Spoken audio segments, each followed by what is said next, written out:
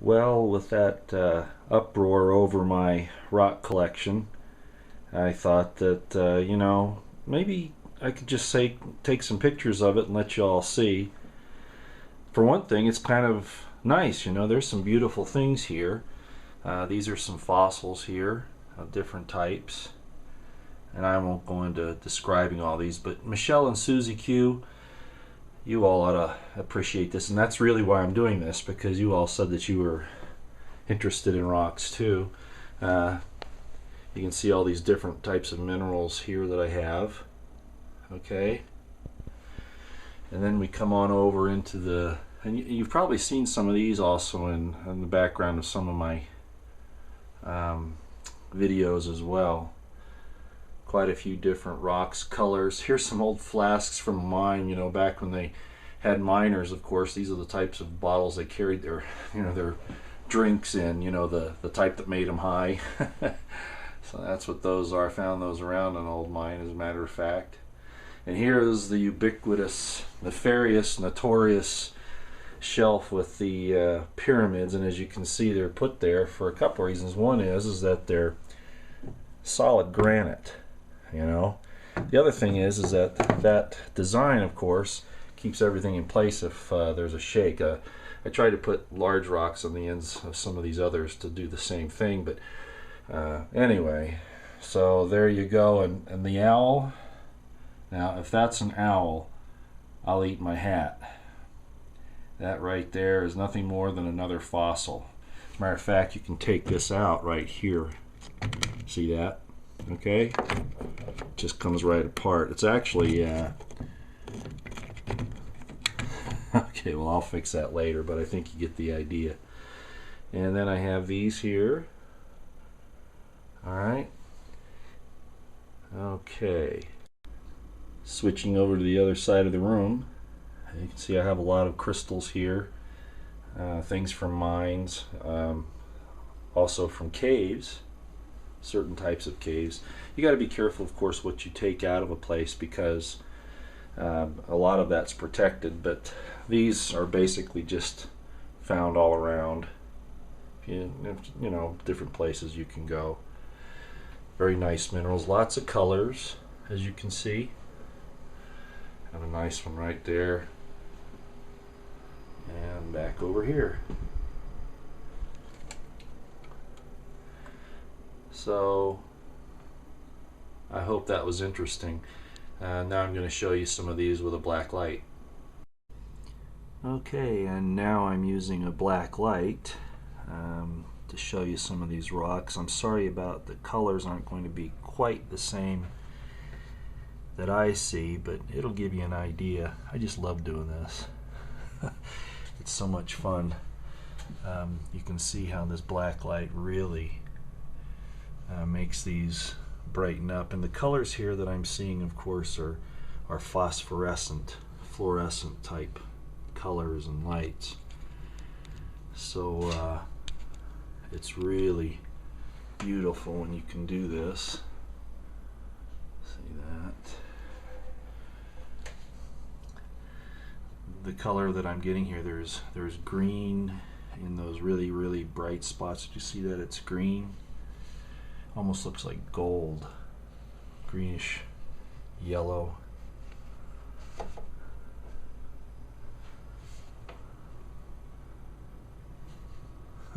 I wish this was a better rendition of the color. See the spots in that? It almost looks like there's gold in there. And this one here. Look at these here. Isn't that just neat? So if you have a rock collection and you've never tried using a black light on them, you might want to do that. Whoops, I knocked a little thing over there. Let's see if I can get these here. See this?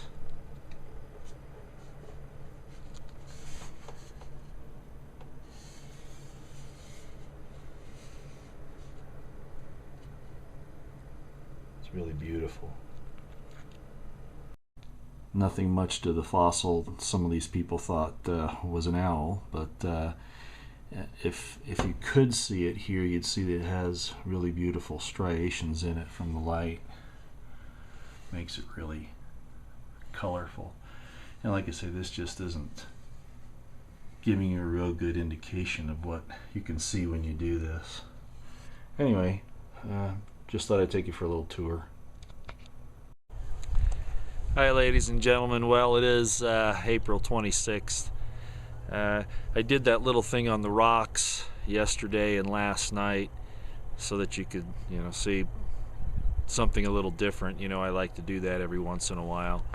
And today it's really sunny. As you can tell, I have to wear a hat to keep the sun out of my eyes, but I pulled it up a little bit so it doesn't look like I'm hiding totally in the shadows here. Very pleasant, nice breeze, just a good day to be out. And I enjoy doing this type of thing on these days, so here we are. Well, just a real short one today.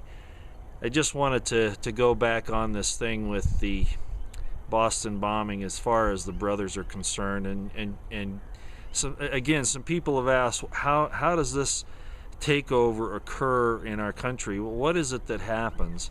And it's or any country, and it is such a complicated yet simple thing. It's simple in how it happens, but it's complicated in how it's implemented, if that makes any sense.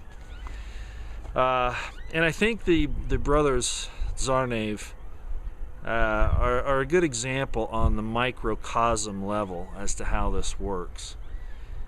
Because we do the same thing to nations. We do the same thing overseas to large groups of people. You've heard me talk before about how the United States basically cultivated the Taliban and Al-Qaeda to fight the Russians. So they were our friends at that point. And then we need a scapegoat. So we have these operatives already. So, we name them as the bad guys. And then we justify invading countries and taking liberties away from Americans here at home using fear. And then we reverse it, of course, later when it behooves our intelligence services and our military-industrial complex. They've made this enemy, right? First a friend, then an enemy, and then all of a sudden they're friends again in Libya and Syria. And as soon as we're done with it there, of course, they'll become enemies again, and people in the United States just don't catch this. Well, these Boston bombing suspects, and again, I want you to understand this was an operation by the intelligence services with a small group of FBI in the know, okay? Because it is true that there have been times when the FBI has been investigating things, the good folks in the FBI, and the CIA would come in and tell them to stand down because the people they're looking at are their operatives. All right, that does happen. Well, in this situation, it's beginning to look like, and I've told you all about this pretty much anyway, but I'm using this as the microcosm now so you can understand. Remember the other day I said how we deal with individuals is also how we deal with nations, and hopefully, on the good side, we treat our neighbors as ourselves. We use the golden rule.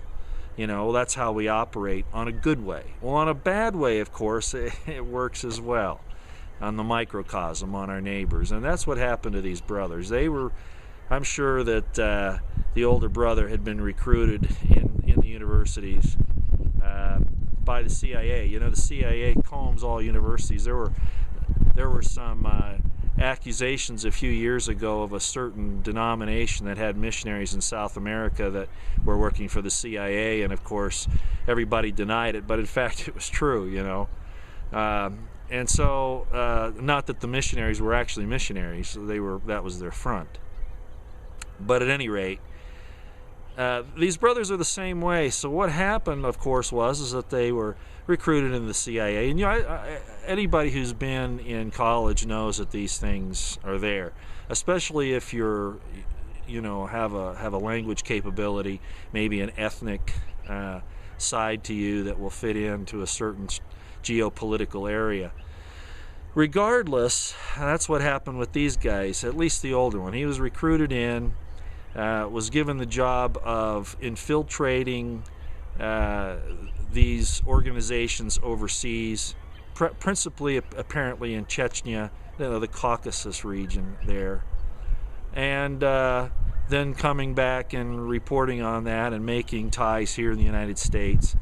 And it's not to protect the United States, you understand. It's so that they have somebody to use later. Of course, Chechnya and the rebels there against Russia, of course, have caused the Russians no end of grief. And they were U.S. trained. Okay, same people. So here we had this older brother recruited, went to work for them. And then as it suited them, I don't know whether he got into this thing in Boston because he thought it was a training exercise or if they had turned him to the bad side. One thing we know for sure, he was not a dedicated Muslim. Okay, he was not. He was, fast car, lots of girls, that kind of thing. Typical college student, okay? So the idea that this was some kind of retribution for what the U.S. was doing overseas, it isn't the case at all, not in this one. That's not what happened here. Now, you might wonder, how, he was the good guy, he infiltrated the bad guys, and then they used him in the end here, probably as part of a bigger operation, to set this bomb. I think the initial thing, as we've said, was to blame a white right-wing extremist with Al-Qaeda. I think that's how this was going to pan out. That way it would do two things, which it's ended up doing anyway. If you look at the end results of this, they've still pushed this. Restrict liberties at home and, pave the way for geopolitical dominance overseas. And that's exactly what's going on. So, I'd like to try to explain it a little better than that, but I think you'll see what I'm talking about if you just look at it closely. There is no doubt, as we've said, that these brothers were knee-deep in the intelligence community, at least the older one. The entire family's been under watch. And again, I was telling you, being under watch doesn't necessarily mean, that you're on the bad side. That's protocol. You're part of the surveillance if you're working for the agency. You know what I mean? Okay. All right, and let's see if there's anything else I wanted to talk about here. Oh, I was really impressed with Congressman Jeff Duncan's interrogation of Janet Napolitano. Well, we should have all given him a big hurrah, rah, rah, and I mean that in all sincerity. She tried to dodge the questions and then ended up with her foot in her mouth afterwards. When you see people in the federal government lie like this, it should be readily apparent to everybody. And Napolitano is obviously a liar, a deceiver, amongst other things, okay? This entire administration, administrations for a long time have had problems. The Wolfowitzes, the Pearls, the Cheneys, the Rumsfelds. They're not just confined to the Democratic Party. As you know, I don't buy into this left-right paradigm thing. They're all puppets of a master puppeteer, and that's the way it's worked. And nations have been, used in the same way. And again, I said these brothers were a microcosm of how we deal with these groups overseas. First there are friends, and then there are enemies, and then there are friends, and then there are enemies. And it just depends. And a lot of people die and are hurt by all of this. This is not neighborly by any ghost of a chance. So Duncan did a good thing in pointing this out to Napolitano, wanting to know about the Saudi that they've deported. She denied it at first, and then, of course, they actually have done that. He was apparently well known at the White House. Michelle Obama went to see him. The Saudi, diplomats went to the White House to negotiate some kind of a release. The whole thing stinks. What his part in all this is, who knows? But Congressman Jeff Duncan got it right, and I'm frankly sick and tired of our criminal elements in our government hiding behind this national security ridiculous statements. The national security should be for state secrets. All right. Well, I'm sorry, but in this society, we're supposed to have a congressional oversight committee that's aware of all of these things, and they're being told that it's none of their business.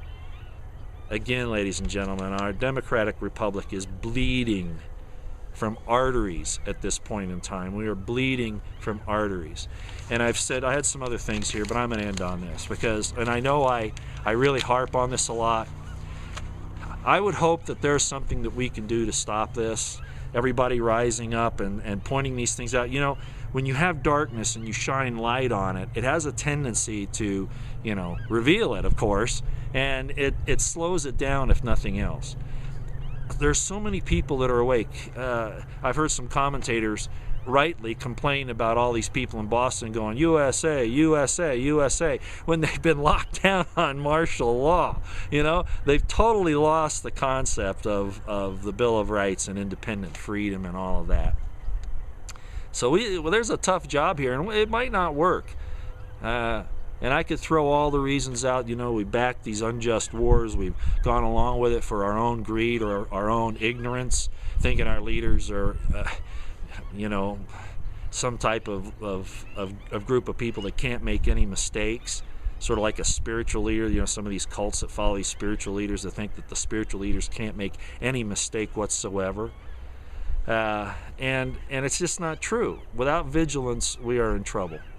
The decadence we have here, the murder of innocents. I mean, can you even believe that? Can you believe that in the United States of America, one nation under God, we actually get to the point where we argue if a child who survived an abortion and is alive and breathing, not that I like abortion at all, but I mean that's bad enough. But then we get a child that's born and they say it doesn't deserve to live even though it struggled to live.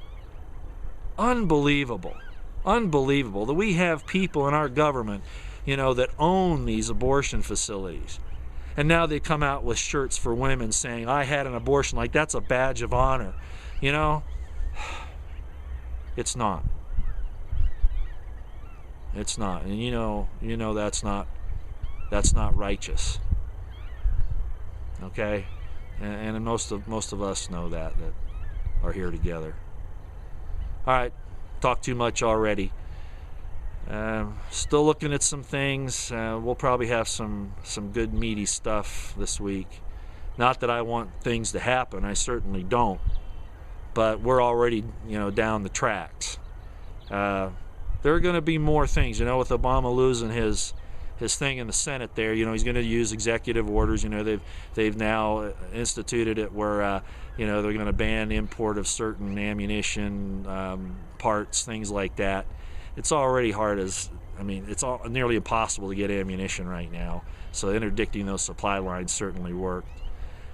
He's going to do more, and to justify it and to try to make it more legitimate, there will be more Bostons in those types of things. I've said that before, and I hope and pray all you folks out there, you know, protect yourselves. You know, do all the things that you need to do. Try to avoid, you know, crowded places.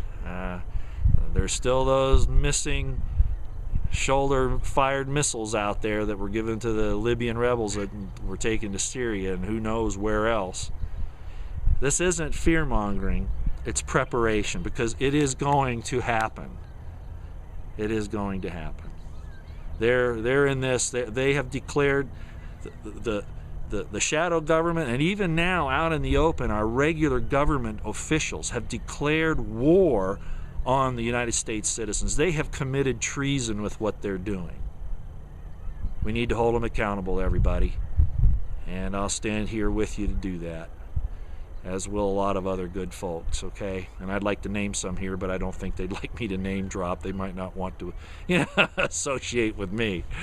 But as far as the mission's concerned, we all need to stand together, okay? All right.